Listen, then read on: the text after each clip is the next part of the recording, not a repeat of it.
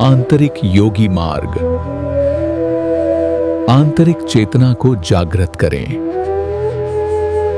अगर आप ध्यान करते हैं, अगर आपको कभी भौहों के बीच हल्का दबाव, कंपन या शून्यता महसूस हुई है और फिर भी मन में सवाल उठता है, क्या सच में मेरा थर्ड आइज एक्टिव हो रहा है या ये सिर्फ कल्पना है, तो आज यह वीडियो आपके जीवन का सबसे जरूरी वीडियो हो सकता है, क्योंकि आज हम बात करने वाले हैं थर्ड आइज के अनुभव नहीं बल्कि उसकी वास्तविक प्रक्रिया की।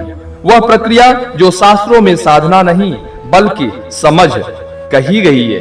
लेकिन एक बात बहुत जरूरी है, अगर आप इस वीडियो को आधे में छोड़ देते हैं तो थर्ड आइज की यात्रा भी अधूरी ही रह जाएगी। इसलिए अभी चैनल को सब्सक्राइब करें, बेल आइकन दबाइए ताकि यह ज्ञान आप तक पूरा पहुंचे। तो आइए अब धीरे धीरे सांस की तरह इस वीडियो में प्रवेश करते हैं।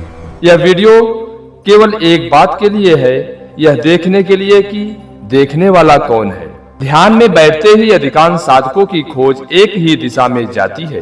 कुछ होना चाहिए, शांति हो, आनंद हो, प्रकाश हो, कंपन हो। लेकिन योग पूछता है, जो होना चाहता है वह कौन है? आपने देखा होगा, जैसे ही ध्यान में कोई अनुभव आता है, मन तुरंत कहता है यह अच्छा है या यह ठीक नहीं है। यही साक्षी पीछे हट जाता है और मन आगे आ जाता है। थर्ड आइज अनुभव से नहीं खुलती, वह अनुभव को देखने की क्षमता से स्पष्ट होती है। अब एक बहुत सूक्ष्म बात समझिए, जब आप कहते हैं मैं ध्यान कर रहा हूँ, तो तीन चीजें बन जाती हैं, मैं, ध्यान और करने वाला। लेकिन साक्षी भाव में तीन नहीं होते, वहां सिर्फ देखना होता है। न कोई करने वाला, न कोई करने की प्रक्रिया, बस होना। थर्ड आइज करने से नहीं, छूटने से जुड़ी है। बहुत से साधक साधना को सीढ़ी की तरह देखते हैं, पहले यहाँ थे अब आगे बढ़ गए। लेकिन प्रश्न है, क्या देखने वाला कभी आगे बढ़ता है या वह हमेशा यही रहता है? साक्षी न आगे जाता है न पीछे। प्रगति मन की कहानी है, थर्ड आइज कहानी से बाहर की अस्पष्टता है। जब साधक सांसारिक ईगो से ऊब जाता है तो ईगो आध्यात्मिक वस्त्र पहन लेता है। अब वह कहता है मैं साधक हूँ, मैं जाग रहा हूँ, मुझे समझ आ गया है।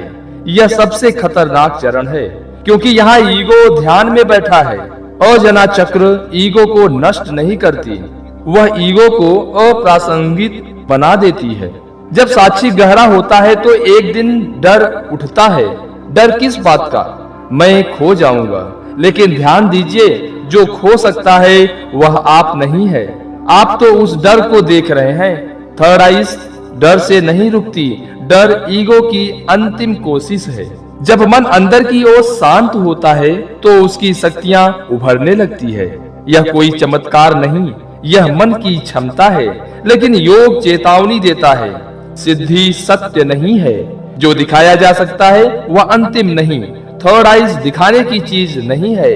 बहुत से साधक ध्यान में प्रकाश देखते हैं, कोई नीला, कोई सफेद, कोई सुनहरा। लेकिन प्रश्न वही, उस प्रकाश को कौन देख रहा है? यदि देखने वाला मौजूद है तो प्रकाश अभी भी दृश्य है। अजना दृश्य नहीं, दृष्टा की स्थिरता है। झूठे जागरण के संकेत। साधकों, आइए जानते हैं झूठे जागरण के संकेत। जल्दी निष्कर्ष, दूसरों को सिखाने की जल्दी, खुद को विशेष समझना, अनुभवों का प्रदर्शन।